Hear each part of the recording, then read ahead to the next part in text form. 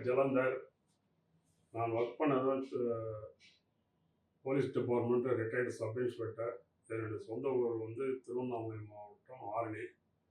எனக்கு வந்து urinary problem இருந்தது.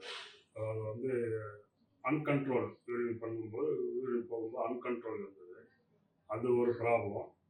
ரெண்டாவது வந்து எனக்கு இந்த சுகரு ப்ராப்ளம் இருந்தது. அது 2 பிரச்சனை இருந்தது. என்னுடைய மனைவி, அவங்க பேர் ஜோதி. அவங்களுக்கும் வந்து சம் ப்ராப்ளம் இருந்தது. அது எல்லாத்துக்கும் இங்கே வந்து ஹாஸ்பிட்டல் வந்து போகலான்னு பார்க்கும்போது எங்களுக்கு வந்து இந்த யூடியூப்பில் வந்தது. அதாவது ரிட்டையர்ட் ஆனவங்க, அப்புறம் என்ஜிஓஸ் இவங்களுக்கெல்லாம் வந்து நல்ல ஒரு ட்ரீட்மெண்ட் கொடுக்குறாங்க. அதை பார்த்து தான் நாங்கள் வந்து அட்மிட் ஆனோம்.